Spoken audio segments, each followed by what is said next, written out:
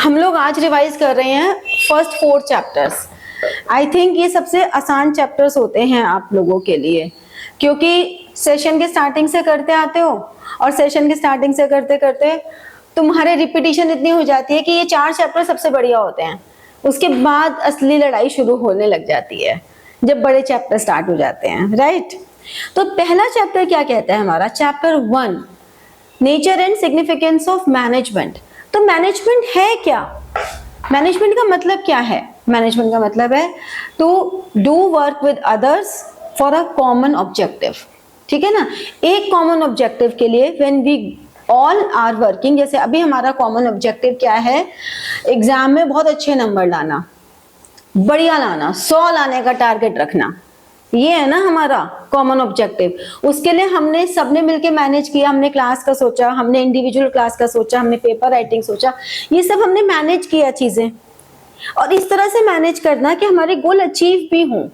Manage करने में बहुत टाइम नहीं लगा सकते, ठीक है, और हमारे गोल राइट टाइम पर अचीव हों, तो दैट इज कॉल्ड इफेक्टिवनेस, कि इफेक्टिवली अचीव हों and with minimum cost achieve हों, कि हमें कम से कम कॉस्ट लगे, दैट इज कॉल्ड एफिशिएंसी। इसीलिए हम कहते हैं management is to accomplish a task, to achieve objective efficiently and effectively. तो ये जो 2 टर्मिनोलॉजी हैं ये बहुत इंपॉर्टेंट है, क्योंकि इस पे कोई ना कोई कभी 1 मार्कर कभी 3 मार्कर क्वेश्चंस आ ही जाते हैं। तो हमें ये दोनों टर्म को याद रखना है, क्योंकि बहुत जगह यूटिलाइज होंगी। Effective and efficient utilization of resources.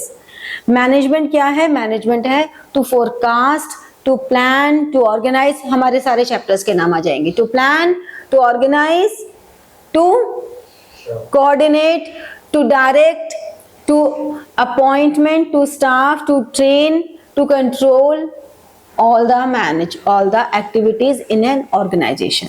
So this is a set of functions. तो various definitions होगी ना, this is a set of functions of planning, organizing, staffing, directing and controlling. तो मैनेजमेंट की कोई भी जो डेफिनेशन है वो आपके लिए आसान हो जाती है, ठीक है, तो उसे हम कहते हैं मैनेजमेंट। ध्यान रखना, इफेक्टिव एंड एफिशिएंट टर्मिनोलॉजी बहुत इंपॉर्टेंट है। तो achieve goals on time, that is effectiveness, and cost जहां पर बात आ जाती है विद, दैट इज एफिशिएंटली। तो इसमें कोई कंफ्यूज नहीं होना, ठीक है। फिर हम कहते हैं कि जो मैनेजमेंट है इसके कैरेक्टरिस्टिक्स क्या हैं। पहली, गोल ओरिएंटेड है। एक्चुअली मैनेजमेंट हमें तभी करना पड़ता है when we have some goals. अगर we don't have some goal तो मैनेज क्या करोगे? अगर हमारा गोल ही नहीं है कि हमें मार्क्स लाने हैं, अगर हमारा गोल ही नहीं है किसी ऑर्गेनाइजेशन का कि हमें प्रॉफिट अर्न करना है, सेल्स बढ़ानी है, तो फिर वो क्या ही करेंगे। तो management is a goal oriented process. Pervasive होती है। परवेसिव वर्ड जहां भी आ जाए उसमें तुम्हें क्या लिखना है, परवेसिव वर्ड आते ही। Applicable to all type of organisation, all levels of organisation, यानी कि पब्लिक ऑर्गेनाइजेशन, प्राइवेट ऑर्गेनाइजेशन और profit earning organisation, not for profit earning organisation, top level, middle level, operational level, सब पर है परवेसिव। मल्टी डायमेंशनल है। Multi dimensional कैसे है कि अलग अलग डायमेंशंस, चाहे वो हमारा मैनेजमेंट ऑफ वर्क हो, ऑपरेशंस हो, मैनेजमेंट ऑफ पीपल हो, everywhere it is needed. Continuous process है। ऐसा नहीं है कि प्रोडक्शन करी और हमने उठा के रख दी, कंटिन्यूअसली करते रहना पड़ेगा। अगर हमने इन 10 दिनों के लिए प्लान बनाया तो हमारा वो प्लान सिर्फ 10 दिन पे हम स्टिक होके नहीं रह सकते, कंटिन्यूअस प्रोसेस है। अभी मैंने कहा कि अच्छा डिफिकल्ट चैप्टर्स बताओ, उनकी हम अलग से क्लास कर लेंगे, तो वो हमारा मैनेजमेंट है। फिर और कुछ बीच में आएगा तो मैं थोड़ा कहूंगी अब क्यों बता रहे हो, ठीक है, मैं फिर भी आप लोगों को क्या करूंगी, ठीक है, तुम्हें यहाँ दिक्कत आ रही है, चलो हम यहाँ बात करते हैं, चलो यहाँ बात करते हैं, यानी कि मैनेज हमें रेगुलर करते रहना पड़ेगा। जो बच्चा अभी नहीं कोई कर पाया तो भी हम मैनेज करेंगे। तो management is a continuous process, group activity है। अगर एक अकेला तुम अपनी सेल्फ स्टडी कर रहे हो, तुम्हें कुछ किसी की जरूरत नहीं है, तो तुम्हें कुछ मैनेज अपने हिसाब से ही करना है। बट क्योंकि तुम्हें सीबीएसई का एग्जाम देना है, तो अब ग्रुप एक्टिविटी है, तो तुम्हें उसके हिसाब से मैनेज करना है। यानी कि आप कोई भी काम जब ग्रुप में करते हो तभी तो मैनेजमेंट की जरूरत है। और डायनामिक है, as per the need, as per the time we need to change it. तो management is continuous and management is dynamic. क्या ये दोनों बातें सेम है? नहीं, दोनों डिफरेंट है। कैसे डिफरेंट है दोनों? Management is continuous, management is dynamic.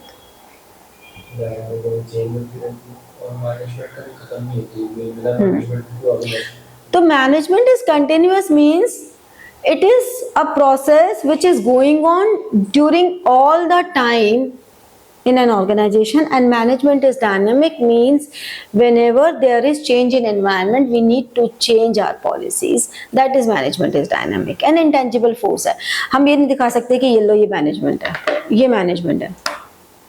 जैसे हम ये दिखा सकते हैं कि ये हमारा टैब है, ये हमारा चेयर है, ये तुम हो, हम सब, तो ऐसे management is intangible. Good management आप फील कर सकते हो, बैड मैनेजमेंट आप फील कर सकते हो, but management can not be seen और टच। ठीक है, तो ये हमारे पास मैनेजमेंट की कैरेक्टरिस्टिक्स हैं। ऑब्जेक्टिव की जब हम बात करते हैं तो वैसे तो किसी भी ऑर्गेनाइजेशन का मेन ऑब्जेक्टिव प्रॉफिट अर्निंग ही होता है, जब हम बचपन में 11th में पढ़ते थे। बट जब हम ऑब्जेक्टिव्स की बात करते हैं मैनेजमेंट के, तो 3 ऑब्जेक्टिव्स हैं, organisational, social and individual. Organisational objective क्या होता है? प्रॉफिट अर्न करना है, लेकिन प्रॉफिट से भी पहले सरवाइव करना है। अगर मैं सरवाइव ही नहीं करूंगी तो मैं प्रॉफिट क्या अर्न करूंगी? तो ये आपको सीक्वेंस में ही लिखने हैं, सर्वाइवल, प्रॉफिट एंड ग्रोथ। पहले आप अपने सर्वाइवल के लिए काम करोगे, पहले हम इतनी पढ़ाई करेंगे कि हम पास हो जाएं, जो हम कर चुके हैं। फिर हम प्रॉफिट के लिए काम करेंगे कि हमें बढ़िया प्रॉफिट मिले, मतलब हमें बढ़िया नंबर मिले। और फिर हम ग्रोथ के लिए काम करेंगे कि फिर हम आगे और इतना करें कि हमारा किसी अच्छी जगह एडमिशन भी हो जाए। ठीक है ना? तो ऑर्गेनाइजेशनल ऑब्जेक्टिव पहले वो अपना सर्वाइव करने की तरफ काम करता है, फिर उसको जब वो सर्वाइव करता है तो सोचता है भाई सर्वाइव तो कर गया, मार्केट में पैर तो जम गए, लेकिन अब प्रॉफिट भी तो कमाओ ताकि कॉस्ट कवर हो। चलो जी, कॉस्ट भी कवर हो गई, अब भैया लॉन्ग रन में तो ग्रोथ भी चाहिए, इतने पे थोड़ा रह जाएंगे, हमें आगे ग्रोथ भी तो चाहिए। तो हमेशा आपको तीनों सीक्वेंस में ही लिखने हैं। अगर आपसे ऑर्गेनाइजेशनल ऑब्जेक्टिव आएगा, आपने अगर सीक्वेंस चेंज कर दी तो वहां पे मार्क्स की डिडक्शन होने के चांसेस बन जाते हैं। ठीक है, फिर सोशल ऑब्जेक्टिव यानी कि आप सोसाइटी के लिए क्या रिस्पॉन्सिबिलिटीज फुलफिल कर रहे हो, एंड इंडिविजुअल ऑब्जेक्टिव आप इंडिविजुअल एम्प्लॉय की ग्रोथ के लिए क्या कर रहे हो, मतलब आपके एम्प्लॉयज को भी एक ग्रोथ मिलनी चाहिए। तो ये हमारे इंडिविजुअल ऑब्जेक्टिव्स हैं। उनको वर्किंग एनवायरनमेंट अच्छा मिलना चाहिए, उनको कॉम्पिटिटिव सैलरी मिलनी चाहिए, ठीक है ना, उनके साथ एक अच्छा बिहेवियर करो, उनको बेसिक एमेनिटीज दो, उनका लिविंग स्टैंडर्ड ठीक हो। हालांकि ये बड़े सब्जेक्टिव से टर्म्स हैं, लेकिन according to the experience and education उनको एक जस्टिफाइड मिलना चाहिए। तो अब इंपॉर्टेंस ऑफ मैनेजमेंट इसी से निकल कर आ गई। Why management is important? To achieve group goals, to increase efficiency and effectiveness, दोनों डाल दोगे। फिर इट क्रिएट्स डायनामिक ऑर्गेनाइजेशन, क्योंकि ऑर्गेनाइजेशन डायनामिक है इसलिए मैनेजमेंट चाहिए। Helps in achieving personal objectives, helps in achieving organisational objectives, helps in development of society. जो हमने 3 ऑब्जेक्टिव किए थे उसी से इंपॉर्टेंस आ गई। Helps in achieving organisational objective, helps in achieving personal objectives and contributes in development of society. तो देखो, अगर तुमने कैरेक्टरिस्टिक्स कर ली, तुमने ऑब्जेक्टिव कर ली, तो इंपॉर्टेंस उसी से निकल कर आ गई। कुछ ना टर्म्स बस पता होनी चाहिए, बेसिक बेसिक सी टर्म्स आप लिख दो भारी भारी सी, और उसके साथ फिर बढ़िया से सेंटेंस बना के लिख दो। बट प्लीज सिर्फ टर्म्स मत लिखना, सिर्फ टर्म लिखने के नंबर नहीं मिलेंगे, उसको थोड़ा सेंटेंस फॉर्म में। ठीक है, समझ में आया? अब जब हम मैनेजमेंट की नेचर की बात करते हैं तो मैनेजमेंट की नेचर 3 तरह से हम डिफाइन करते हैं, as an art, as a science, as a profession. As an art का मतलब क्या है? आर्ट क्या होती है? कला। हिंदी रूपांतर हो गया इसे। What do you mean by art? Art is कला, ये तो हिंदी रूपांतर है। Creativity, very good. और आर्ट क्या है?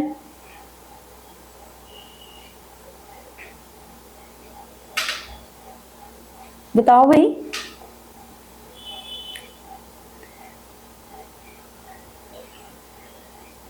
अभी नींद नहीं खुली है, अभी बीएसटी के लिए मुंह पैदा नहीं हुआ, ऐसा लग रहा है बहुत दिन है।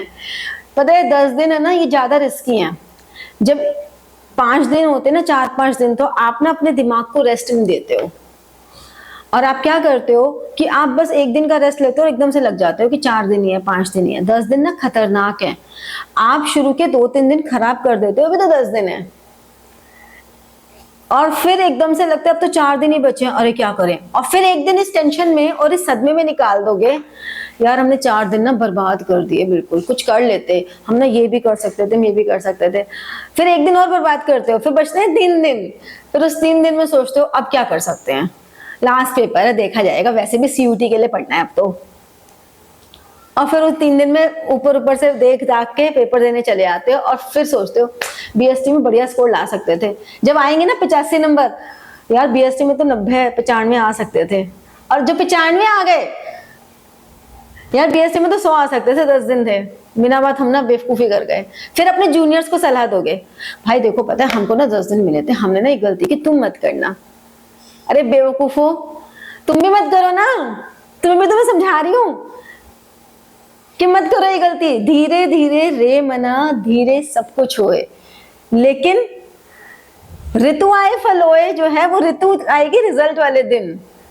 तो धीरे धीरे बूंद बूंद से घड़ा भर लो अपना, ठीक है, तो फल मिल जाएगा ऋतु आने पे। तो धीरे धीरे कर लो थोड़ा सा, ठीक है। सो आर्ट होती है क्रिएटिविटी, आर्ट होती है थ्योरेटिकल नॉलेज, आर्ट होती है पर्सनलाइज्ड एप्लीकेशन, ठीक है, वो आर्ट है।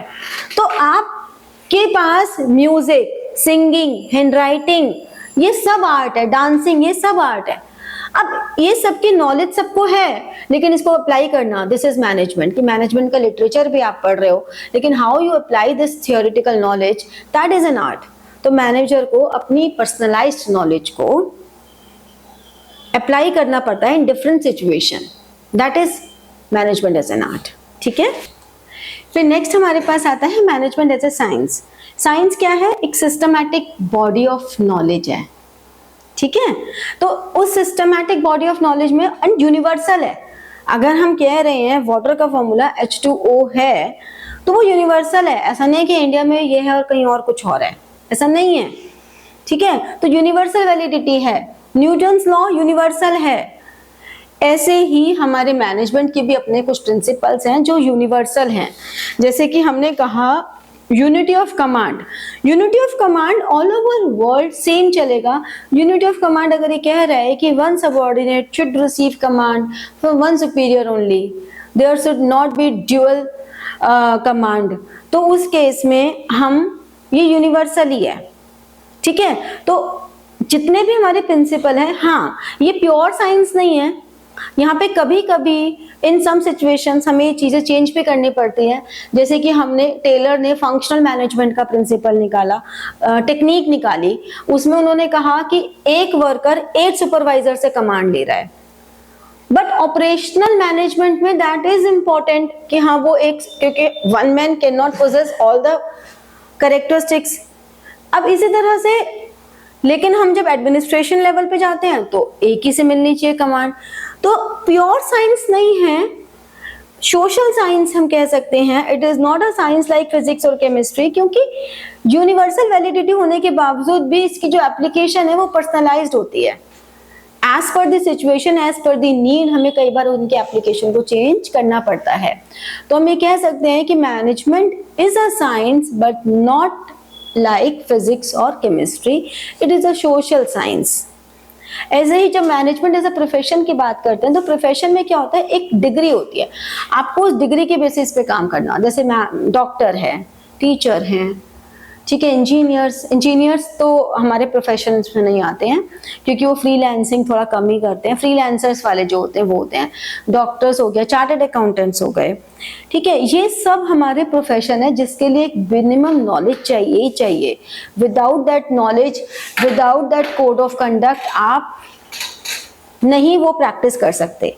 इसीलिए हम कहते हैं कि management is not the full fledged profession. क्यों?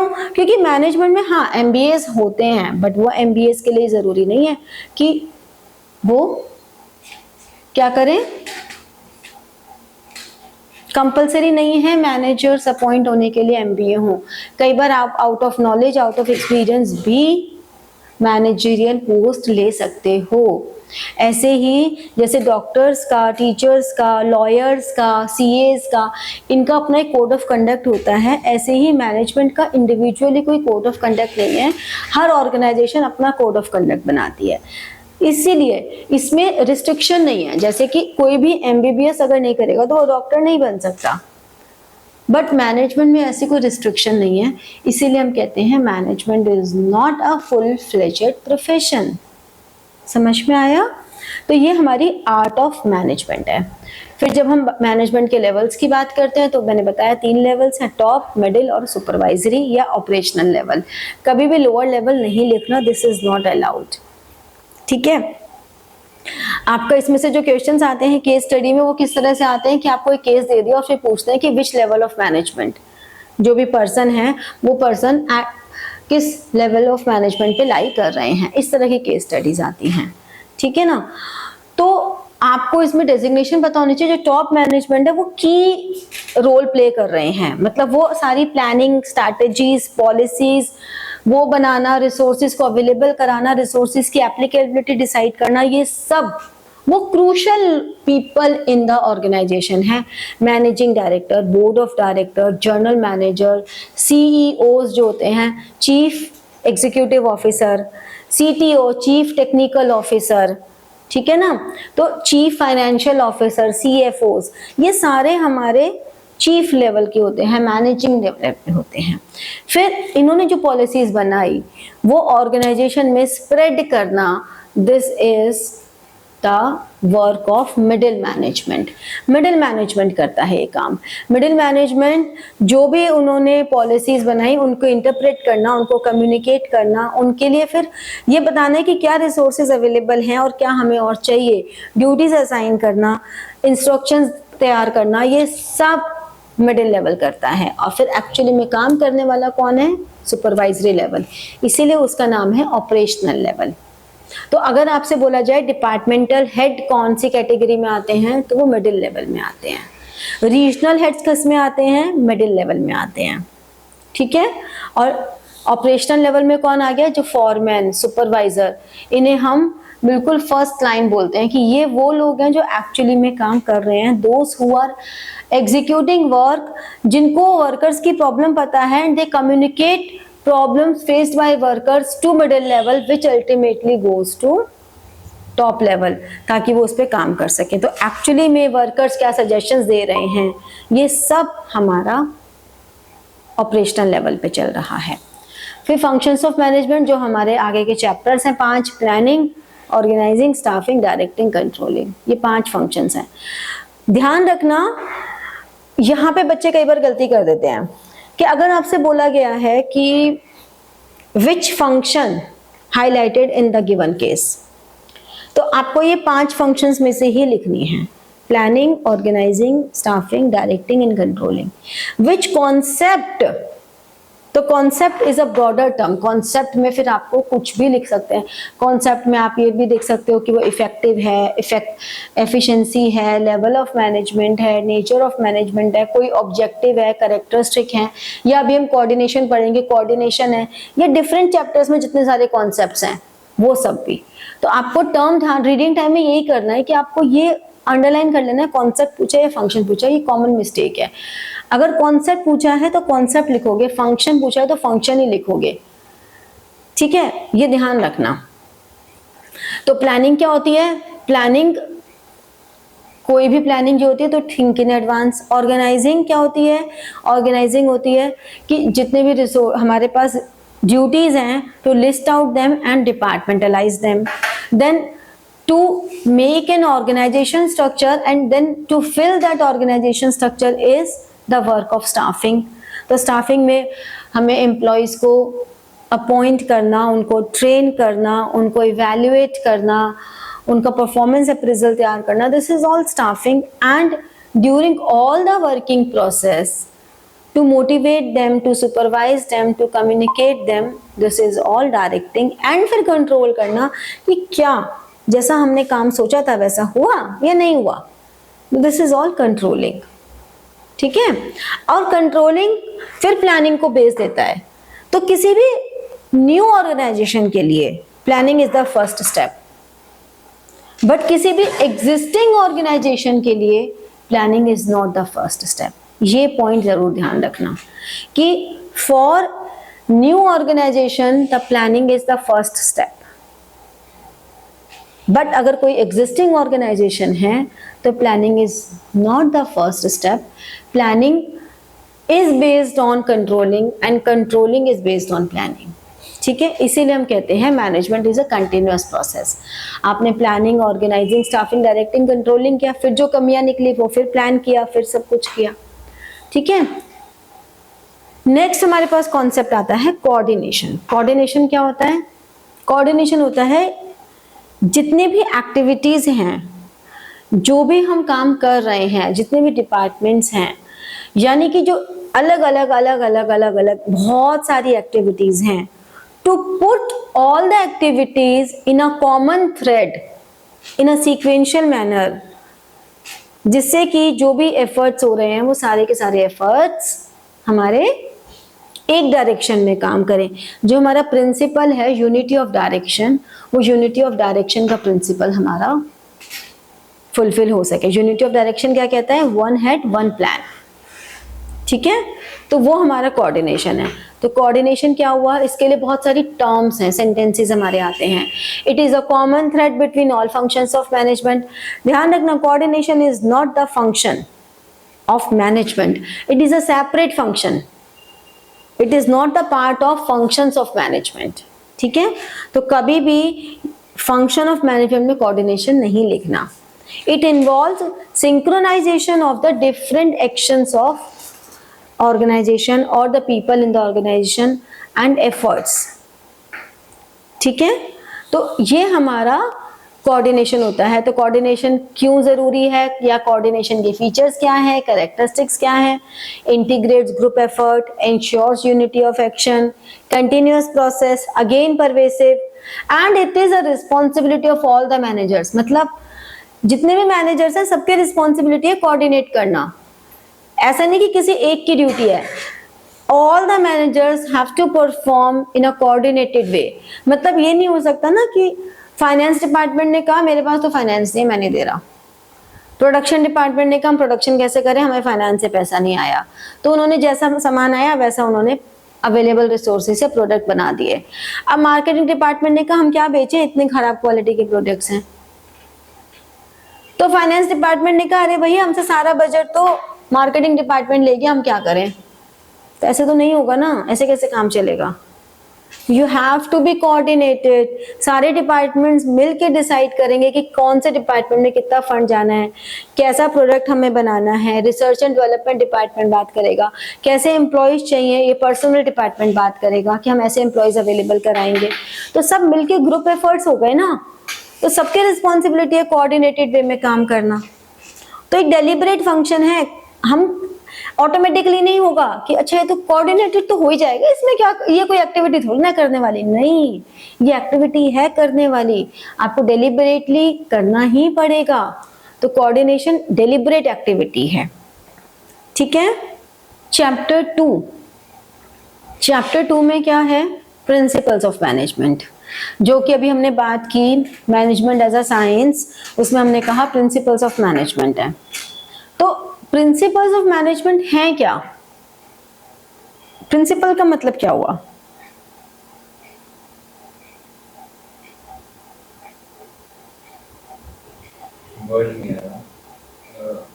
Fundamental phenomena, fundamental truth. ठीक है, ये वो गाइडलाइंस हैं जो किसी भी मैनेजमेंट को डिसीजन मेकिंग लेने में फोरसाइटेडनेस भी देती हैं। ये मैनेजमेंट को एक रेडीमेड प्रैक्टिस दे देती हैं, but this is not the readymade jacket. ये एक रेडीमेड आपको उन्होंने सिर्फ सजेशंस दे दिए, अब उनके जो एक्सपीरियंसेस हैं उस बेसिस पे, जिससे कि आपका टाइम वेस्ट ना हो। But this is not the readymade jacket, readymade solution for each and every problem. Again, क्योंकि मैनेजमेंट एज एन आर्ट भी है, तो to apply these principles is art, कि इन प्रिंसिपल्स को कैसे अप्लाई करना है एज पर द नीड। हमारी अलग अलग प्रिंसिपल्स हैं, टेक्निक्स हैं, ये हमें मिले हैं जो कि हमारे बिहेवियर को गाइड करते हैं। तो जो भी हमारे मैनेजमेंट प्रिंसिपल्स हैं वो किसी ऑर्गेनाइजेशन में काम कैसे होगा इसको एक गाइडेंस दे देते हैं, ठीक है। तो प्रिंसिपल्स क्या हुए, प्रिंसिपल्स हुए आपके लिए कुछ गाइडलाइंस, जबकि वैल्यूज क्या हुई, वैल्यूज हुई something which are on the basis of morals, वो वैल्यूज हैं। तो हम लोग वैल्यूज के बारे में नहीं कर रहे, वैल्यूज तो सबकी अपनी अपनी होती हैं, किसी के वैल्यू कुछ है, किसी के वैल्यू कुछ है। प्रिंसिपल्स जनरलाइज्ड हैं, तो वैल्यूज जो है वो आपके सोसाइटी ने बनाई हैं। तो हम बिजनेस में वैल्यूज की बात नहीं करते, फिर हम एथिक्स की बात करते हैं, जो हम बिजनेस एथिक्स की बात कर रहे हैं उसकी बात करते हैं, तो वो डिफरेंट एक चीज हो जाती है। अभी हम बात कर रहे हैं प्रिंसिपल्स की, कि प्रिंसिपल्स हैं जो आपको गाइडेड बिहेवियर दे रहे हैं, आपको एक सॉल्यूशन प्रोवाइड कर रहे हैं, एज पर द सिचुएशन आप उनको यूटिलाइज कर सकते हो। मैंडेटरी नहीं है, कोई लॉ नहीं है कि अप्लाई करना जरूरी ही है, बस आपको दे दिया उन्होंने। दो तरह के प्रिंसिपल्स हैं, एक है ऑब्जर्वेशन पे बने हुए, एक है एक्सपेरिमेंट्स पे बने हुए। फेयोल ने, जो कि फादर ऑफ बिहेवियरल मैनेजमेंट हैं, उन्होंने दिए principles on the basis of experience, observation, वो फेयोल ने दिए। और टेलर ने कौन से दिए, उन्होंने बाकायदा, टेलर ने कहा कि मैनेजमेंट इज साइंस, वो साइंटिफिक मैनेजमेंट के फादर ऑफ साइंटिफिक मैनेजमेंट रहे हैं। उन्होंने कहा कि नहीं नहीं, जैसे हम साइंस के प्रिंसिपल्स बनाते हैं वैसे ही एक्सपेरिमेंट्स करके हम मैनेजमेंट के प्रिंसिपल्स भी बनाते हैं। तो उन्होंने एक्सपेरिमेंटल स्टडीज की और उसके बाद उन्होंने कुछ प्रिंसिपल्स बनाए। तो उन्होंने सिर्फ प्रिंसिपल्स ही नहीं बनाए, उन्होंने प्रिंसिपल्स के साथ टेक्निक्स भी बनाई। इसीलिए हम कहते हैं कि जो एडमिनिस्ट्रेशन लेवल है, टॉप लेवल, मिडिल लेवल है, उस पर फेयोल के प्रिंसिपल्स काम करते हैं, जबकि जो ऑपरेशनल लेवल है यानी कि जो फैक्ट्री लेवल है उस पे टेलर के प्रिंसिपल्स काम करते हैं। क्योंकि टेलर ने जो प्रिंसिपल्स बनाए वो फंक्शनल थे, वो टेक्निक्स पे उन्होंने ज्यादा एम्फेसाइज किया, प्रिंसिपल्स उनके बहुत थोड़े से हैं। 14 प्रिंसिपल्स जो बिहेवियरल प्रिंसिपल्स दिए, एडमिनिस्ट्रेशन के लिए दिए, वो फेयोल ने दिए। और तुम्हें पता है दोनों ही बाय बैकग्राउंड मैनेजमेंट के स्टूडेंट नहीं थे, दोनों ही इंजीनियर थे। सोचो, इंजीनियर्स ने जो प्रिंसिपल बनाए वो हम यहाँ पे पढ़ रहे हैं, बेसिकली दोनों ही इंजीनियर्स थे। तो हमारे जो प्रिंसिपल्स बनाए हुए हैं वो इंजीनियर्स ने बनाए हुए हैं, बट उन्होंने, इंजीनियर्स ने बिहेवियरल स्टडी करी, साइंटिफिकली स्टडी किया, तब बनाए। तो जो मैनेजमेंट प्रिंसिपल्स हैं वो क्या है, यूनिवर्सली एप्लीकेबल हैं। आप लोग जो पढ़ रहे हो वो दूसरी यूनिवर्सिटीज के बच्चे भी पढ़ रहे हैं, यूनिवर्सल है, जर्नल गाइडलाइंस हैं। ऐसे कुछ वो नहीं है कि हाँ जी आपको यही फॉलो करना है, जर्नल गाइडलाइंस हैं। आपको एक प्रॉब्लम को सोल्यूशन के तरीके बताए हुए हैं, आपको ये बता दिया कि अगर आप इन प्रिंसिपल्स को फॉलो नहीं करोगे तो क्या आपको नुकसान उठाना पड़ सकता है, दैट्स इट। बाकी दिस इज योर विश, ठीक है ना। तो प्रैक्टिस और एक्सपेरिमेंटेशन पे बेस है, फ्लेक्सिबल बहुत है क्योंकि ह्यूमन बीइंग से डील कर रहे हैं ना, तो फ्लेक्सिबल भी हैं, बिहेवियर को गाइड कर रहे हैं, and cause and effect relationship भी है कि अगर हम फॉलो करेंगे तो क्या होगा, हम नहीं करेंगे तो क्या होगा, और करेंगे तो क्या होगा, एवरीथिंग। तो कॉज एंड इफेक्ट रिलेशनशिप भी है। तो मैनेजमेंट प्रिंसिपल्स क्यों इंपॉर्टेंट है, व्हाई दीज आर इंपॉर्टेंट, एक यूजफुल इंसाइट देते हैं, ठीक है ना। मैनेजर्स को रिसोर्स का utilisation, effective administration, scientific decision as per the changing environment, वो आपको बता रहे हैं कि how to deal with that changing environment, social responsibility भी फुलफिल कर रहे हैं, और management as an training, education and research. जब प्रिंसिपल्स हैं तो इस पे बहुत लोग रिसर्च करते हैं कि हमारी इकोनॉमी के अकॉर्डिंगली, किस तरह की ऑर्गेनाइजेशन के अकॉर्डिंगली कौन से प्रिंसिपल्स इंपॉर्टेंट है। जैसे आप लोगों ने भी 12th में जो प्रोजेक्ट्स बनाए हैं, तो उसमें प्रोजेक्ट में एक प्रोजेक्ट था ना प्रिंसिपल्स ऑफ मैनेजमेंट पे भी, किसी ने ऑप्ट किया था वो वाला प्रिंसिपल्स ऑफ मैनेजमेंट वाला? नहीं किया था। उसमें तुमने किसी ऑर्गेनाइजेशन में सारे प्रिंसिपल्स कैसे फॉलो हो रहे हैं ये बनाया था, राइट। तो वो हमारे ट्रेनिंग, एजुकेशन एंड रिसर्च का भी पार्ट है, ठीक है। फिर हम बात करते हैं फेयोल के प्रिंसिपल्स की। तो फेयोल ने 14 प्रिंसिपल्स दिए। पहला, division of work. Division of work का मतलब क्या हुआ, work should B divided on the basis of what? On the basis of the skill of employees. Skill of employees, specialization, their interest. तो work should be divided on that basis. क्योंकि अगर आपने, जैसे किसी का इंटरेस्ट ही नहीं है किसी काम में, अगर आपने एक मैथ्स के टीचर को ये बोला कि सोशल स्टडीज पढ़ा दो, तो मुझे किसी ने बोल दिया कि अरे मैम आप तो बहुत सालों से पढ़ा रहे हो, आप ना साइकोलॉजी पढ़ा दो, आप तो बच्चों की साइकोलॉजी अच्छे से समझ सकते हो, आप साइकोलॉजी पढ़ा दो। तो क्या तुम्हें लगता है मैं साइकोलॉजी पढ़ा पाऊंगी? नहीं, ना मेरा इंटरेस्ट है साइकोलॉजी पढ़ाने में, ना मुझे आती पढ़ाने। नॉलेज होना साइकोलॉजी की, हाँ ज्ञान तो बहुत दे सकते हैं हम साइकोलॉजी पे, पर पढ़ाना that is a different thing. तो division of work should be based on interest, calibre, specialisation, इन सब पे बेस्ड होना चाहिए, ठीक है। फिर authority and responsibility. Authority means decision making power, responsibility is an obligation to fulfil some task. तो there should be a parity between authority and responsibility, balanced होना चाहिए। More authority less responsibility gives, क्या होगा अगर authority ज्यादा है responsibility कम है तो क्या होगा? If a person is having more authority than responsibility, misuse of the power. Very good, आज तो दिमाग बढ़िया चल रहा है तेरा। मिसयूज ऑफ द पावर हो जाएगी। लेकिन अगर अथॉरिटी कम और रिस्पॉन्सिबिलिटी ज्यादा तो क्या होगा? अगर authority is less than the responsibility, very good, हाँ बहुत ज्यादा लीनियंसी हो जाएगी, बहुत ज्यादा लीनियंसी हो जाएगी। रिस्पॉन्सिबिलिटी ज्यादा होने से हो सकता है फुलफिल ना हो पाए। लीनियंसी का स्कोप तो कम ही रहेगा, क्योंकि बेचारे को रिस्पॉन्सिबिलिटी इतनी मिल गई है कि लीनियंसी तो क्या ही करेगा। लेकिन हाँ, ये जरूर है कि वो रिस्पॉन्सिबिलिटी ज्यादा होने से हो सकता है उसे फुलफिल ना कर पाए, तो वो सोचे कि इतनी रिस्पॉन्सिबिलिटी मुझे दे दी है, अथॉरिटी दी नहीं है, अरे भाड़ में जाओ, तो वो लीनियंट हो सकता है। जैसे जब तुम लोगों को बहुत ज्यादा पढ़ाई का बोल दिया जाता है तो तुम्हें ऐसा लगता है नहीं पढ़ना, हो गया, हो जाता है ना ऐसा। तो इसलिए आजकल तो डांटने से भी डर लगता है, पता लगे जी गुस्सा हो गई बैठ जाए, हम तो नहीं भर रहे इतना डांट दिया हमें। सारे बेचारे माँ बाप डर के रहते हैं तुम लोगों से। अरे मैम क्या करें, आजकल के बच्चों को ज्यादा डांट भी तो नहीं सकते ना, तो मुंह फुला के बैठ जाएंगे। तो बात वही है सारी। तो there should be a parity between authority and responsibility, ठीक है, बैलेंस मिलना चाहिए। फिर डिसिप्लिन। डिसिप्लिन का मतलब हो गया आपने जो कहा है उसको पूरा किया जाए, डिसिप्लिन रखो, ठीक है ना। हम नॉर्मली डिसिप्लिन से कहते हैं कि शोर मत मचाओ, वो डिसिप्लिन है, बचा लो, शोर मचाने में प्रॉब्लम नहीं है। लेकिन हमने जो वादा किया है एक दूसरे के साथ, वो वादा पूरा करें। हमने सोचा है कि हम आज 4 चैप्टर करेंगे, तो वो करें। वो करने के बाद शोर मचा लो, बातें कर लो, गप्पे लगा लो। अगर हम जल्दी पूरा कर लेंगे तो अपने टारगेट टाइम से, वो डिसिप्लिन है। या मैंने तुम्हें कहा मैं 4 चैप्टर्स करा दूंगी और उसके बाद मैंने 2 करा के बोला अब तो मैं थक गई, अब नहीं करा रही मैं, और मतलब मैंने भी अपने कमिटमेंट्स को फुलफिल नहीं किया। तो discipline means to fulfil own commitments.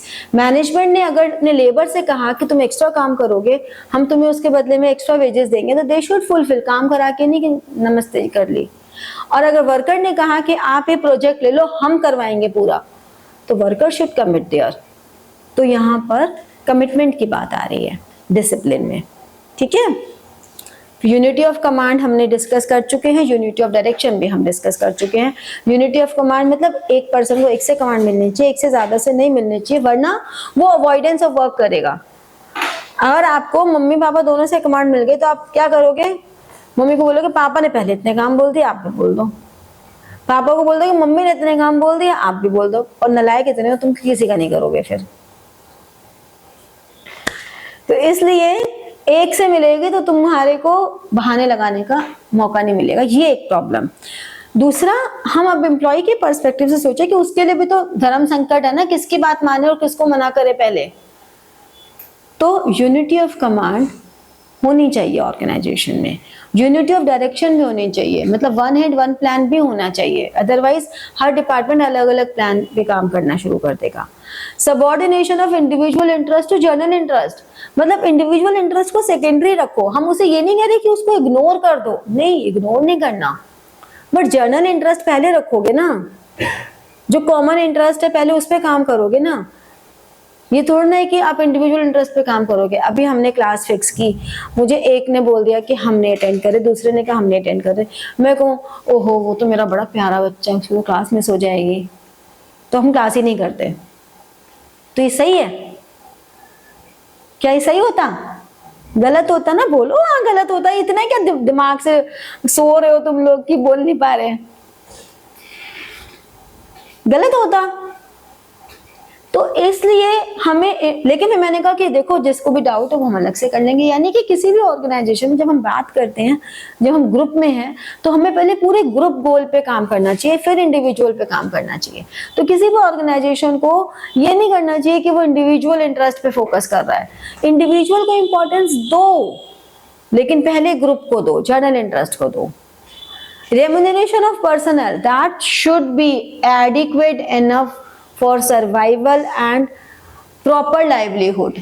अब proper livelihood में हम ये नहीं कह सकते, देखो भाई सबके अपनी अपनी लाइफ स्टाइल होती हैं, किसी की कोई लाइफ स्टाइल है, हो सकता है हम 20 रुपए के गोलगप्पे खा के खुश हो जाए और कोई 1000 रुपए का पिज्जा खा के खुश हो, तो वो तो फिर उसके तो कोई वो नहीं है। लेकिन हाँ, that remuneration should be just and equitable. ऐसा नहीं होना चाहिए ना रेमुनरेशन की कुछ भी दे रहे हो आप, ऐसा नहीं होना चाहिए। तो उसकी एफिशिएंसी, उसकी नॉलेज के accordingly remuneration should be decided. ठीक है? Centralisation, decentralisation. Centralisation is decision making power lies within one person only. Decentralisation mean we spread the decision making power. दोनों होने चाहिए। सिर्फ सेंट्रलाइजेशन भी रॉन्ग है और डिसेंट्रलाइजेशन भी रॉन्ग है। दोनों का एक एडिक्वेट मिक्स होना चाहिए कि these decisions are taken by superior only and these decisions are taken by subordinates। तो इस तरह से हमारा होना चाहिए। फिर स्केलर चेन। स्केलर चेन क्या होती है? ये तो बता ही सकते हो। हायरार्की थी, लाइन ऑफ कम्युनिकेशन थी। Scalar chain was line of communication and that line like this, ये स्केलर चेन है। तो ये पर्सन इसको देगा, ये पर्सन इसको देगा, ये इसको देगा और ये टॉप पे बैठा है। बट अगर इधर इस लाइन पर इन दो लोगों को बात करनी है तो इतना लंबा यहाँ से यहाँ, यहाँ से यहाँ नहीं आएंगे। अगर इन दो लोगों को बात करनी है तो सेम लेवल पर है, क्योंकि ये दो लोग एकदम सेम लेवल पे, तो ये दोनों कम्युनिकेट कर सकते हैं। This arrangement is called gang plank. ठीक है? तो scalar chain is the line of communication. फिर आता है ऑर्डर। ऑर्डर मतलब जिसके लिए तुम्हें हमेशा डांट पड़ती है, यथास्थान। Everything and everyone should be at the place where it should be और दैट पर्सन शुड बी। जो चीज जहां वहीं से उठाओ वहीं पे रखो। पड़ती है ना डांट? तो वही चीज है कि जो भी चीजें हैं, everything and everyone should be at the place where it should be. Otherwise आपका टाइम किस में वेस्ट होगा? चीजों को ढूंढने में। ठीक है? एंड आप ऑर्गेनाइज नहीं करोगे तो आप मैनेज नहीं कर पाओगे। पता लगे आपने कहीं भी उठा के कहीं भी रख दिया, टूल्स कहीं भी उठा के कहीं भी रख दिया, अगले दिन काम करने हैं टूल्स वहां पे नहीं मिले। Who is liable for this? फिर हमने कहा चलो दूसरे टूल्स इशू करा लेते हैं। अब टूल्स इशू हो गए, पहले वाले भी पड़े थे, फिर पहले वाले भी मिल गए, अब क्या करें? तो this is very wrong arrangement. Then equity, there should not be any discrimination on the basis of gender, color, caste, religion। सबको इक्वल में अपॉर्चुनिटीज मिलनी चाहिए। ये नहीं कि ये मेल है इसको अपॉर्चुनिटी नहीं देंगे, ये फीमेल है इसको नहीं देंगे। मतलब कोई जेंडर बायसनेस नहीं होनी चाहिए, या ये हमारा है मैं अग्रवाल हूँ मैं अग्रवाल भाई को दूंगा, ऐसे नहीं होना चाहिए। आप देखो कौन एफिशिएंट है, कौन एलिजिबल है, that employee should given equal opportunities. ठीक है? Stability of tenure of personal. Your employee should not leave your organisation very frequently, otherwise आप ट्रेनिंग हब बन के रह जाओगे। आपके एम्प्लॉयज आएंगे, काम सीखेंगे और चले जाएंगे। आपके एम्प्लॉयज को ऐसा वर्किंग एनवायरनमेंट दो ऐसी सैलरी दो, इस तरह की पोजीशन दो कि दे शुड, आपको वर्क एनवायरनमेंट में वो माहौल क्रिएट करना है कि they should retain in the organisation for longer period, because high employee turnover leads to high cost of training also. तो therefore employee should retain in the organisation. Initiative, ऐसा environment होना चाहिए कि एम्प्लॉय शुड टेक इनिशिएटिव. आप decision making मत दो, but आप उनको इनिशिएटिव तो लेने का मौका दो कि वो आपको सजेशन दें. ठीक है, जैसे आप लोगों को अगर घर में भी कोई इनिशिएटिव ना लेने दिया जाए तो आपको अपने घर में बिलोंगिंगनेस नहीं आएगी. लेकिन देखो, आपसे पूछ के सोफा खरीद लिया जाए घर में, आपसे सलाह करके, और बाई चांस आपकी सलाह मान भी ली जाए, देखो उस सोफे को एक जरा सी धूल भी आती साफ करोगे, क्योंकि वो आपके पसंद से आया ना. वरना आपने बोला कि मैं ऐसा सोफा लेना चाहिए, तुम चुप रहो, ये तुम्हारा मतलब नहीं है, मतलब हमारा घर भी नहीं है, तो फिर आप मोटिवेटेड ही नहीं होगे घर में अपना फील करने के लिए. Spirit D corps, team spirit, ये तो हम बहुत देर से पढ़ते आ रहे हैं. Group activity, group activity, group activity. ठीक है, तो ग्रुप एक्टिविटी, टीम स्पिरिट से काम करना चाहिए. तो नेक्स्ट हमारे पास आते हैं टेलर अंकल. टेलर अंकल ने क्या दिया? साइंटिफिक मैनेजमेंट दिया. साइंटिफिक मैनेजमेंट क्यों बोल रहे हैं हम इसे? क्योंकि ये हमारी कोई बिलीफ सिस्टम पे नहीं है, इसमें कहीं कोई ऐसा नहीं हुआ कि हमने एक्सपीरियंस किया है. साइंटिफिक लैब में जैसे प्रैक्टिस होती हैं, एक्सपेरिमेंटेशन, प्रॉपर एक्सपेरिमेंटेशन हुए हैं और उसके बाद ये प्रिंसिपल्स बने हैं. जैसे कि science not rule of thumb, वो ये कह रहे हैं कोई भी काम होता है ना, every job, each job is performed on the basis of some cause and effect. ऐसा नहीं होता कि हाँ जी चलो ठीक है उसने बोला इसलिए कर दिया.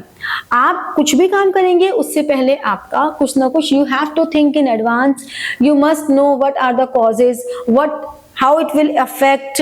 तो इनको हम प्रिसाइजली मेजर करते हैं और then we do any task. तो every task must have some cause and effect relationship. फिर आता है harmony not discord. Harmony not discord मतलब शांति से काम करो, लड़ाई झगड़ा मत करो. तो इसका मतलब कोई भी ग्रुप एक्टिविटी है उसमें अगर आप शांति से काम करेंगे, आप मेंटल रिवोल्यूशन लाएंगे. मतलब हम ये क्यों सोचें, मैनेजर्स को ये सोचना गलत है कि ओहो इन वर्कर्स को तो काम हम दे रहे हैं. ऐसा कुछ नहीं है. वो वर्कर्स ना हो ना तो वो मैनेजर भी ना हो. और वर्कर्स को भी नहीं सोचना चाहिए कि इनका काम तो हमारी वजह से चल रहा है, क्योंकि उनको काम करने के लिए जो रिसोर्सेज हैं वो मैनेजमेंट दे रही है. मीन्स दोनों एक दूसरे के लिए जरूरी हैं. They are both are complementary to each other. ठीक है, तो दोनों जरूरी हैं. तो ये मेंटल रिवोल्यूशन हो गया. ठीक है, तो उनको अपनी लॉयल्टी, अपना डिसिप्लिन दोनों को एक दूसरे के लिए फुलफिल करना चाहिए. नेक्स्ट आता है कोऑपरेटिव एंड इंडिविजुअलिज्म. अब हार्मनी नॉट डिस्कॉर्ड की एक्सटेंशन ही है ये कि आप कॉपरेशन के साथ काम करो. कोई भी अकेला चना भार नहीं फोड़ सकता, तो आप अकेले कुछ नहीं कर सकते हो.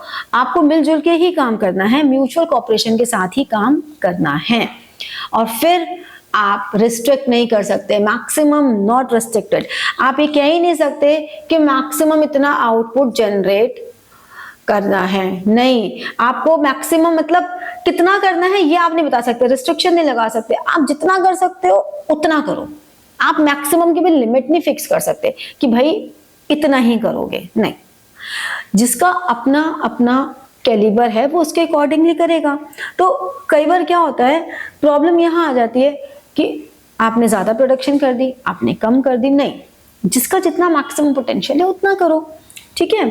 अब क्या था, टेलर ने प्रिंसिपल्स दिए सिर्फ 4, लेकिन उसने टेक्निक दी बहुत सारी. पहली टेक्निक तो उसने फ्यूल के अगेंस्ट होके दे दी. कौन सी दे दी? Functional foremanship. फंक्शनल फॉरमैनशिप में क्या बोल रहे हैं वो? यूनिटी ऑफ कमांड में कह रहे थे एक इंसान को एक से कमांड मिलनी चाहिए. फंक्शनल फॉरमैनशिप में वो कह रहे हैं नहीं जी नहीं, ऐसा नहीं होता. एक आदमी के पास सारी पोटेंशियल थोड़ा हो सकती, एक के पास सारी कैरेक्टरिस्टिक नहीं हो सकती. तो उन्होंने कहा 8 स्पेशलिस्ट, एक प्रोडक्शन, एक प्लानिंग, एक प्रोडक्शन, ये 2 तो मेजर सुपरवाइजर हैं. अब उनके अंडर में हमारे पास अलग अलग सुपरवाइजर हैं. तो टोटल 8 स्पेशलिस्ट है, because 1 foreman cannot carry all the characteristics, education भी, judgmental भी, सब एनर्जी, ऑनेस्टी. मतलब ये तो पूरे हर फॉरमैन में होनी ही चाहिए, लेकिन फिर टेक्निकल थिंग्स सब में नहीं जरूरी. तो उन्होंने कहा नहीं, 8 स्पेशलिस्ट चाहिए एक है रूट क्लर्क। रूट क्लर्क जो कि सीक्वेंस डिसाइड करेगा कि this is the sequence of doing any task. फिर एक इंस्ट्रक्शन कार्ड क्लर्क जो इंस्ट्रक्शंस डिजाइन करेगा कि बिफोर स्टार्टिंग एनी टास्क या during performance of any task what instruction should be followed. Then time and cost clerk वो decide करेगा किस काम में कितना टाइम कितनी कॉस्ट लगनी चाहिए। एंड गैंग बॉस से देखेगा कि क्या सारे इंस्ट्रूमेंट्स रेडी हैं ऑपरेशन के लिए। फिर स्पीड बॉस जो हमने टाइम और कॉस्ट लगाई क्या उसके अकॉर्डिंगली स्पीड से काम हो रहा है, जॉब कंप्लीट हो रही है। इंस्पेक्टर क्वालिटी चेक करेगा। रिपेयर बॉस देखेगा कि वर्किंग कंडीशन में है कि नहीं है। एंड डिसिप्लिनरी देखेगा कि सिस्टमेटिक ऑर्डर में जा रहा है कि नहीं जा रहा। यहाँ पे जो सबसे ज्यादा कंफ्यूजन होती है वो होती है आपकी गैंग बॉस और रिपेयर बॉस में। तो देखो दोनों में डिफरेंस ये है कि गैंग बॉस अवेलेबिलिटी चेक कर रहा है, रेडी फॉर ऑपरेशन है कि नहीं है, जबकि रिपेयर बॉस वर्किंग कंडीशन को चेक कर रहा है। तो समझ लो दोनों में डिफरेंस ये रहता है। सेकंड आता है हमारे पास technique standardization of work. Standardization means to set some standards in the form of weight, colour, type, size, जिससे कि हम एक प्रोडक्ट लाइन बना सकें कि भाई ये प्रोडक्ट इस साइज में अवेलेबल है, ये शैम्पू इस फ्रेग्रेंस में अवेलेबल है, अलग अलग कैरेक्टरिस्टिक के बेसिस पर। तो जिससे कि हमें आगे एक्सपेंशन करना इजी हो जाए। हमारे जो भी स्टैंडर्ड्स हैं वो क्वालिटी के भी स्टैंडर्ड्स फिक्स कर देते हैं। और इस स्टैंडर्ड्स की वजह से ही हमारी एक और टेक्निक आती है मेथड स्टडी, कि इन स्टैंडर्ड्स को पे काम करने के लिए out of so many methods which method is best to perform a task. There are so many methods, out of so many methods which method is most important and best. तो वो method study हो गया। फिर आता है simplification. अब हम ये कह रहे हैं कि एक हमने प्रोडक्ट के 10 वैरायटी निकाल दी, यूजलेस है ना, 10 वैरायटी नहीं चाहिए। आप सिंप्लीफाई करो। आपने स्टैंडर्डाइजेशन लगा दिया, आपने ये देख लिया कि हमारा ये स्टैंडर्ड्स हैं, इन स्टैंडर्ड्स में हमें ये प्रोडक्ट्स चाहिए, that's it. Unnecessary diversity of products को एलिमिनेट करो, दैट इज कॉल्ड सिंप्लीफिकेशन। ठीक है। फिर फटीग स्टडी, थकना, कितने कितने इंटरवल पे कितना हमें इंटरवल पे कितना रेस्ट चाहिए, हमारे एम्प्लॉइज को कितने घंटों के बाद रेस्ट इंटरवल चाहिए और कितनी देर का चाहिए, ताकि वो वापस से एनर्जाइज हो सके, उनको फिर से काम करने का मन करे। अगर आप लगातार काम कराते रहोगे तो थक जाएंगे ना, फिर आप ही के रिसोर्सेज वेस्ट होंगे। तो इट्स बेटर कि फटीग स्टडी करो। रेगुलर काम के बाद पॉजेस की बहुत जरूरत है। फिर टाइम स्टडी, हमने किस काम को करने में कितना टाइम लगता है, जिससे हमारी कॉस्ट भी मिनिमम लगे, हमारी क्वालिटी भी मेंटेन रहे। और इसके लिए हमारे पास कुछ मशीन्स आती हैं, डिवाइसेस आते हैं और हम उसके थ्रू चेक करते हैं। क्योंकि हमारे टाइम एंड कॉस्ट क्लर्क ने तो लगाया ही था ना कि कितना टाइम लगना चाहिए। यहाँ पे हम टाइम स्टडी कर रहे हैं कि एक well defined job, how much time it should be taken. और फिर इस टाइम स्टडी के साथ साथ हमें मोशन स्टडी भी करनी है कि जो अननेसेसरी के मोशंस हैं, ये अननेसेसरी के मोशंस हटाओ। आपके एक काम को करने में जितने भी मोशंस है उसके लिए हम कलर या अलग अलग टेक्निक्स, टूल्स यूज करते हैं। और फिर जो प्रोडक्टिव मोशंस है उन्हें रिटेन करेंगे, जो अनप्रोडक्टिव मोशंस है उन्हें हटा देंगे, दैट इज मोशन स्टडी। ठीक है। फिर एक आया हमारा differential wage system. Differential wage system हमारा टेलर ने दिया, बड़ा पॉपुलर है ये। इसमें उन्होंने पीस वेज कि आपने एक स्टैंडर्डाइजेशन पे आउटपुट डिसाइड किया। अब उस आउटपुट के बेसिस पे हमने देखा कि जो 100% ऑफ आउटपुट करेगा उसको इतना वेज मिलेगा, जो 100% से ज्यादा करेगा तो उसको इतना बोनस मिलेगा, जो 100% से कम करेगा तो उसको इतना वेज मिलेगा। अब ये जो हमारे अलग अलग स्लैब्स है ना, ये डिपेंड करता है nature of and scale of business पे। तो हर ऑर्गेनाइजेशन अपने हिसाब से बनाती है। ठीक है। तो इस तरह से ये सारे टेलर के हैं। ये मैं आपको पहले ही बता चुकी हूँ कि टेलर और फ्योल दोनों के इक्वली इंपॉर्टेंट है। फ्योल एडमिनिस्ट्रेटिव लेवल पे, टॉप लेवल पे इंपॉर्टेंट है, तो टेलर शॉप फ्लोर लेवल पे, ऑपरेशनल लेवल पे इंपॉर्टेंट है। दोनों अपने अपने लेके चल रहे हैं। जो टेलर है वो बॉटम अपवर्ड अप्रोच लेके चल रहा है, जबकि फ्योल टॉप डाउनवर्ड अप्रोच लेके चल रहे हैं। ठीक है। तो फ्लेक्सिबिलिटी दोनों में है, बट टेलर की थोड़ी ज्यादा रिजिड है एज कंपेयर टू फ्योल। ठीक है। तो इस तरह से ये दोनों हमारे इंपॉर्टेंट हैं। चैप्टर ये हमारा खत्म हो गया। तो चैप्टर 2 इज ओवर। नेक्स्ट हमारे पास आया अब चैप्टर 3। चैप्टर 3 तो बहुत छोटू सा चैप्टर है, बच्चा सा चैप्टर है। Business environment. बिजनेस एनवायरनमेंट क्या होता है? एनवायरनमेंट का मतलब क्या होता है? अभी इको का पेपर देकर आए हो कल। एनवायरनमेंट क्या होता है? हमारे आसपास के सराउंडिंग्स। हमारे आसपास की सराउंडिंग्स। अब तो हम ये बोल सकते हैं, इको के पेपर में तो हम बायोटिक की बात करते हैं। तो जब हम एनवायरनमेंट की बात करते हैं तो हम कहते हैं हमारी सराउंडिंग। तो जब हम बिजनेस एनवायरनमेंट की बात करते हैं तो यानी कि बिजनेस के आसपास की सराउंडिंग, जो इंडिविजुअल्स हैं, कस्टमर्स हैं, सप्लायर्स हैं, गवर्नमेंट है, ठीक है ना, हमारे कॉम्पिटिटर्स हैं, तो ये सब हमारे लिए बिजनेस एनवायरनमेंट का काम करते हैं। हमारे बिजनेस को इन्फ्लुएंस कर रहे हैं। कुछ इंटरनल फोर्स है, कुछ एक्सटर्नल फोर्स है।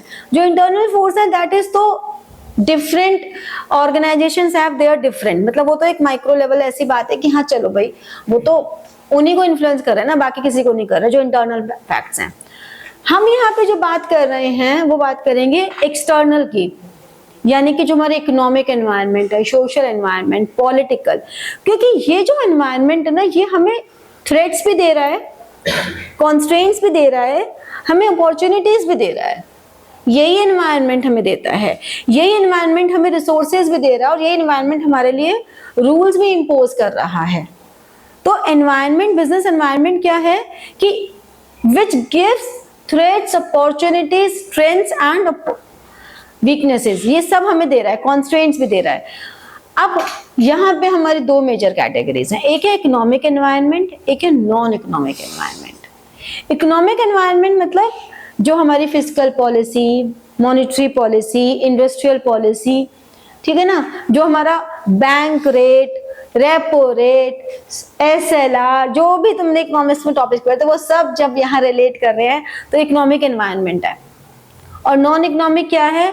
जो हमारा सोसाइटी है, हमारा कल्चर है, हमारा पॉलिटिकल, लीगल, टेक्नोलॉजिकल, ये सब हमारा नॉन इकोनॉमिक एनवायरनमेंट है।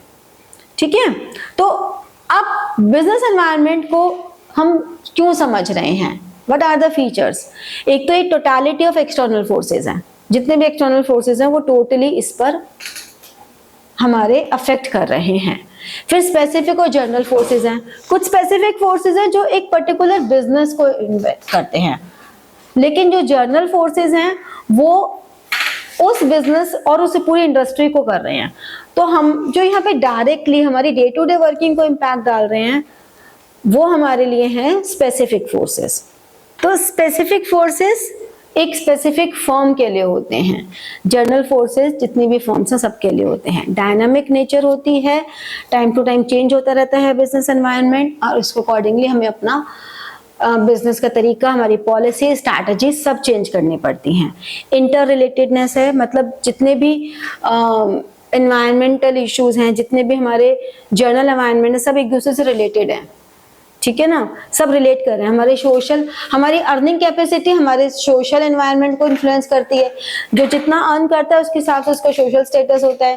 टेक्नोलॉजी, अब टेक्नोलॉजिकल भी, हमारे पेरेंट्स हमसे ज़्यादा भी पढ़े लिखे होंगे, लेकिन आज की टेक्नोलॉजी के हिसाब से तो हम भी बेवकूफ़ी हैं, तुम लोग ज़्यादा नॉलेजेबल हो। तो टेक्नोलॉजिकल, उससे हमारी सोसाइटी में कितना इम्पैक्ट आ रहा है आजकल, तो वो जो सारे इम्पैक्ट्स टेक्नोलॉजी की वजह से आ रहे हैं वो भी हमारे लिए इंपॉर्टेंट, सब इंटर रिलेट कर रहे हैं, सब सोसाइटी के स्टेटस और हर चीज को आपस में रिलेट कर रहे हैं। पॉलिटिक्स भी सब एक दूसरे को रिलेट कर रहे हैं। अनसर्टेनिटी है, बहुत अनसर्टेनिटी है, there is no fix thing. फिर कॉम्प्लेक्सिटी है, बहुत मुश्किल है समझना, और रिलेटिविटी भी है, मतलब एक ही एनवायरनमेंट किसी एक को दूसरी तरह से इम्पैक्ट डाल सकता है, किसी दूसरे को दूसरी तरह से इम्पैक्ट डाल सकता है।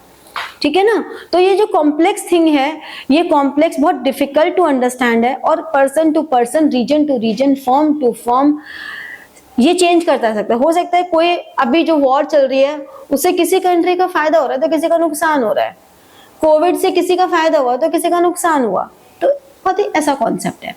तो why we need to understand business environment so that हम फ्यूचर में होने वाली, हम एनवायरमेंटल स्कैनिंग करें और फ्यूचर में होने वाली एनवायरनमेंट को स्टडी करके आज हम उसका एडवांटेज ले लें, फर्स्ट मूवर एडवांटेज। या हमें अगर फ्यूचर में कोई थ्रेट्स आने वाली हैं तो वो अर्ली वार्निंग सिग्नल्स मिल जाएं, और हमारे जो यूजफुल रिसोर्सेज हैं उनको हम आज ही ग्रैब कर पाएं, तो फ्यूचर में होने वाली जो भी चेंजेस हैं उनको हम आज समझ पाएं, उन अपॉर्चुनिटीज का बेनिफिट ले पाएं, उन रिसोर्सेज को हम यूटिलाइज कर पाएं, हम जो भी चेंजेस हैं उनके अकॉर्डिंगली खुद को तैयार कर पाएं to cope up with those rapid changes, हम पॉलिसी फॉर्मेशन, अपनी प्लानिंग, अपनी परफॉर्मेंस को इम्प्रूव कर पाएं। इसलिए हमें बिजनेस एनवायरनमेंट को समझना बहुत ज़रूरी है। ठीक है, अब इकोनॉमिक एनवायरनमेंट मैंने तुम्हें बताया ही क्या होता है, कि जो कुछ भी तुम्हारे इकोनॉमिक्स के टॉपिक है। सोशल एनवायरनमेंट का मतलब जो हमारे ट्रेडिशंस, हमारे वैल्यूज पर बेस्ड है, हमारे बिलीफ, लिटरेसी रेट हो गया, एजुकेशन लेवल हो गया, हमारे कस्टम्स हो गए, हमारे फेस्टिवल्स हो गए, एज हो गई, लाइफस्टाइल हो गया, ये सब सोशल एनवायरनमेंट में आता है। हाँ वही, मतलब लिटरेसी रेट तो सिर्फ पढ़ा लिखा इंसान who can read and right, that is literacy. But सिर्फ रीड एंड राइट इंपॉर्टेंट थोड़ा होता है। आपके यहाँ ग्रेजुएट्स कितने हैं, पोस्ट ग्रेजुएट्स कितने हैं, डॉक्टरेट्स कितने हैं, इंजीनियर्स कितने हैं, टीचर्स कितने हैं, that is also important. Economy में भी आना चाहिए। सोशल बिलीफ, हमारा सोशल बिलीफ कैसा है, लड़कियों को पढ़ाना चाहिए, नहीं पढ़ाना चाहिए, सोशल बिलीफ है ये। ठीक है ना, हमारे फेस्टिवल्स, ये सब, तो ये सब सोशल बिलीफ हैं। इस चैप्टर में से मोस्टली 99% केस स्टडीज ही आती हैं, तो आप लोगों के पास केस स्टडीज हैं, आप उनको सॉल्व कीजिए और जो भी डाउट्स हैं वो मुझे बता दीजिए, तो मैं वो केस स्टडीज, आपकी जो भी दिक्कत आएगी वो मैं उसको बता दूंगी कैसे डील करना है। ठीक है, टेक्नोलॉजिकल, जो टेक्नोलॉजी से रिलेटेड है, जैसे आजकल चैट जीपीटी आ गया, एआई है, ये सब कुछ आ गया। अब इसके हिसाब से हमें चेंज करने पड़ेंगे। अब हमारे वो पुराने बटन वाले फोन तो काम के ही नहीं है किसी के भी, तो ये टेक्नोलॉजिकल चेंजेस हैं। ठीक है ना, तो टेक्नोलॉजिकल चेंजेस का बहुत इम्पैक्ट आता है। अगर आपने, नोकिया बेचारा अच्छा फोन था, नोकिया की कोई प्रॉब्लम नहीं थी, लेकिन फिर भी नोकिया चला गया टेक्नोलॉजी की वजह से। टेक्नोलॉजी की वजह से ही तो गया नोकिया, वरना नोकिया तो सबसे बढ़िया ब्रांड हुआ करता था अपने जमाने का। तो ऐसे बहुत सारे ऐसे ब्रांड्स हैं जो टेक्नोलॉजिकल अपग्रेडेशन नहीं कर पाए और दे लीव फ्रॉम द मार्केट।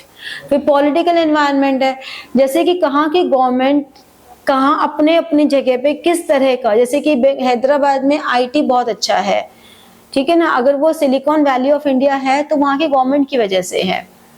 ठीक है, तो हर जगह की गवर्नमेंट का क्या इम्पैक्ट आता है, पॉलिटिकल कितना, हम कहते हैं कि बिहार का क्राइम रेट बहुत ज़्यादा है, राजस्थान में अभी भी गर्ल्स जेंडर बायसनेस बहुत ज़्यादा है, तो ये वहाँ की पॉलिटिकल एनवायरनमेंट का नतीजा है, क्योंकि वहाँ की पॉलिटिक्स जो है वो वहाँ पे किस तरह का सेफ गार्ड्स दे रही है।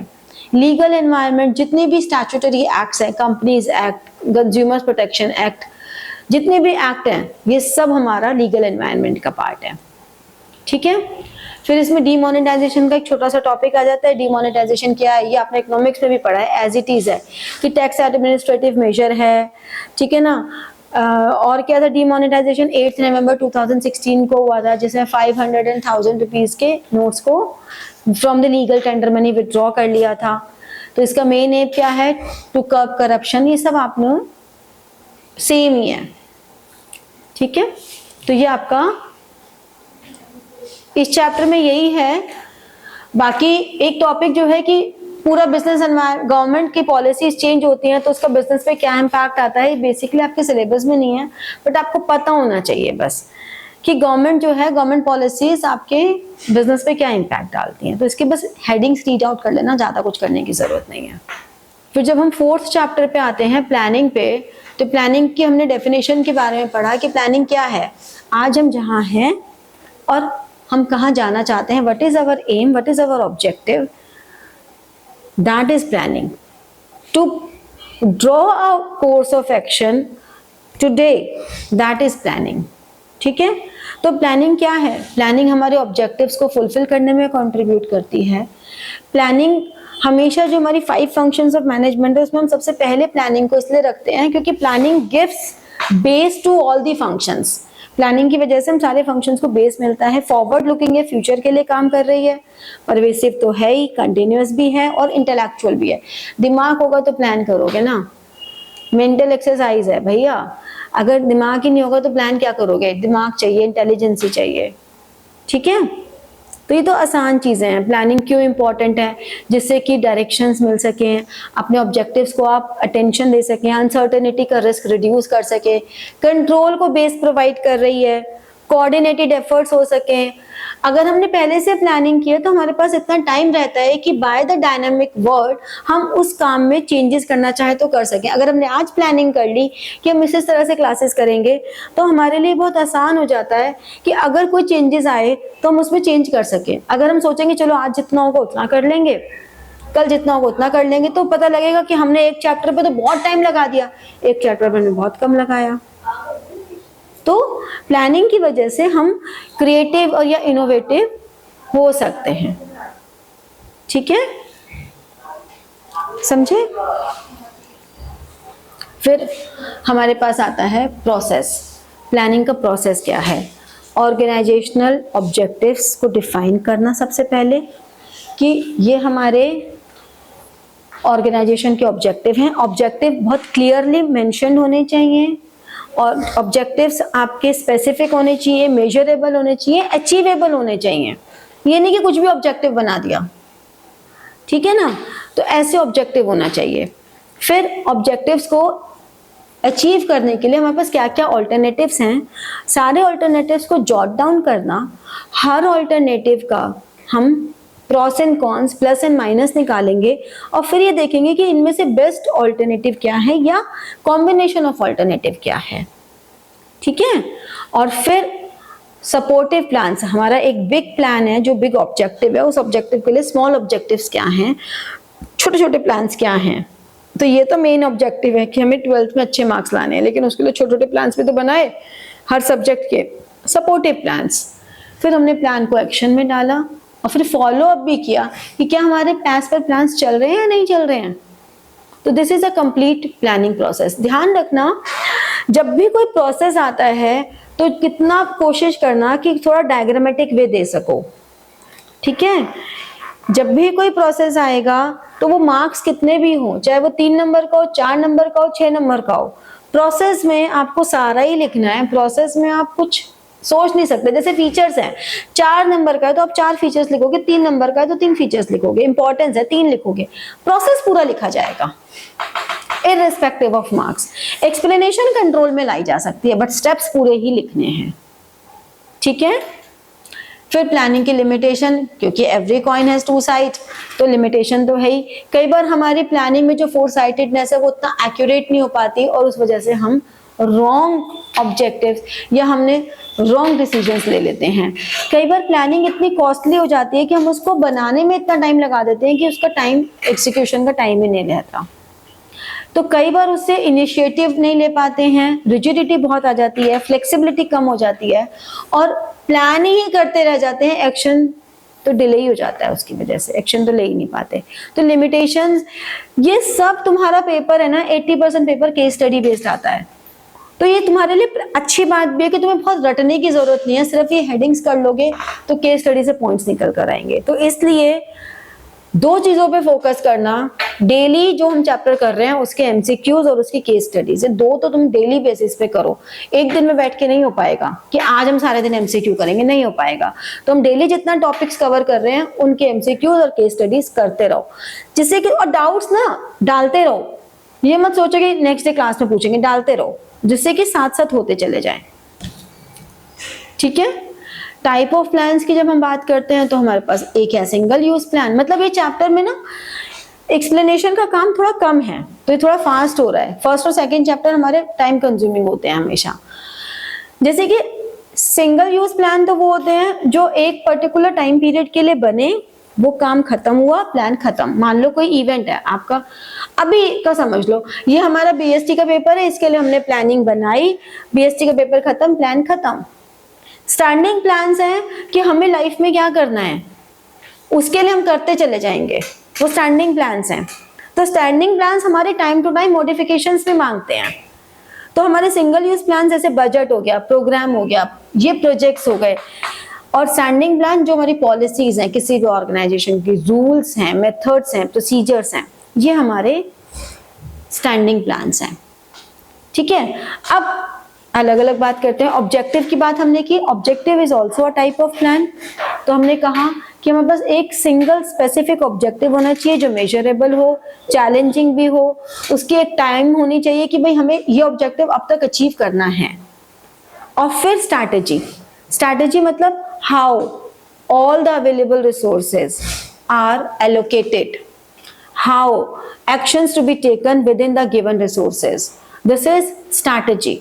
तो स्ट्रैटेजी है कि वो लॉन्ग टर्म गोल्स, वो कोर्स ऑफ एक्शन जो हमारे डिजायर्ड ऑब्जेक्टिव को फुलफिल करने में हेल्प करते हैं। ठीक है, तो वो स्ट्रैटेजी है। जैसे कि हमें किस तरह से पढ़ाई करनी है, हमारा ऑब्जेक्टिव तो हमने ले लिया कि हमें बीएसटी में पूरे 100% लाने हैं। अब स्ट्रैटेजी क्या बनाए कि हमें कैसे पढ़ना चाहिए, कितना लिख के करना चाहिए, दिस इज ऑल स्ट्रैटेजी। तो हर ऑर्गेनाइजेशन में अपनी एक स्ट्रैटेजी होती है which is not publicly announced. ठीक है, पॉलिसीज, पॉलिसीज मतलब जैसे कि स्कूल्स की एडमिशन पॉलिसी होती है, या मैकडी की एक पॉलिसी है कि हम किसको अपने फ्रेंचाइजी देंगे। ठीक है, या इस तरह की जो पॉलिसीज हैं, मींस आपके कुछ वो गाइडलाइंस जिनके पीछे आप पॉलिसीज को हर लेवल पे अचीव करेंगे, हर लेवल पे आप पॉलिसीज को बताएंगे कि ये हमारे डिपार्टमेंट की पॉलिसी है, ये हमारी ऑर्गेनाइजेशन की पॉलिसी है। हाँ, in case of any emergency, in case of any exceptional thing, policies में चेंज, रूल्स स्ट्रिक्ट होते हैं, non adherence of rules are punishable. तो रूल्स को हम नहीं ब्रेक कर सकते, रूल्स को हम इजीली नहीं चेंज कर सकते, पॉलिसीज को हम स्ट्रिक्टली फॉलो करते हैं, बट समटाइम्स अगर जरूरत पड़ी तो हम उसे चेंज कर देंगे, but rules are not changeable. ठीक है, पॉलिसी है कि इतने बजे आना है, जो लेट आएगा 5 मिनट के बाद आएगा उसको ये रेड मार्क लग जाएगा। रूल है कि सैलरी में से कितना डिडक्शन होगा, पॉलिसी में हम चेंज कर सकते हैं कि इस पर्टिकुलर के लिए हमने 5 की जगह 10 मिनट कर दिया। ठीक है, then next is procedure. Procedure का मतलब क्या हुआ, जो हमारे रिक्वायर्ड स्टेप्स हैं, step by step, what is the process. ठीक है ना, तो पहले ये होगा, फिर ये होगा, फिर ये होगा, फिर ये होगा, दिस इज प्रोसीजर। तुम देखो जितने भी रेस्टोरेंट्स के चेन है, सब जगह सेम फ्लेवर ऑफ फूड मिलता है। एक रेस्टोरेंट की जो चेन होगी, उसके जितने भी आउटलेट्स होंगे, सब जगह सेम होगा। क्यों? क्योंकि उनका प्रोसीजर ऑफ कुकिंग फिक्स्ड है, इसीलिए तो सेम होता है। तो प्रोसीजर इसलिए जरूरी है जिससे कि आप अपनी पॉलिसीज पे भी फिक्स रहें, और प्रोसीजर इसलिए भी जरूरी है जिससे कि यूनिफॉर्मिटी इन एक्शन आ जाए। अगर प्रोसीजर सेम नहीं होगा तो हर जगह का स्वाद फर्क हो जाएगा, तो आपकी चेन बेकार हो जाएगी। ठीक है, budget, budget is the single plan जो क्वांटिटी पर बेस्ड है। Budget is the only plan which is based on quantity. Sales budget, production budget, purchase budget, cash budget, आप पहले से ये एस्टिमेट लगा रहे हो कि कितने हमें लेबर चाहिए, कितनी मशीन्स चाहिए, कितने लेबर आवर्स, कितने मशीन आवर्स, सब कुछ। ठीक है, तो ये सब हमारे पास, इन सब का डिफरेंस तुम्हें करना बहुत जरूरी है। Method, procedure, policy, strategy, rules, इन सब में डिफरेंशिएट करना आना चाहिए। और इन सबको तुम्हें, ये मैं तुम्हें जरूर कहूंगी, इनको जरूर एनसीईआरटी से पढ़ लेना, क्योंकि एनसीईआरटी की लाइन में से एज इट इज उठ के केस स्टडीज आती हैं। ठीक है, तो जरूर कर लेना। अगेन चारों चैप्टर्स के एमसीक्यूज एंड केस स्टडीज जरूर कर लेना आज की आज ही, और चारों चैप्टर्स एक बार एनसीईआरटी से जरूर पढ़ लेना, एक रीडिंग लगा लेना, दैट्स इट। ठीक है।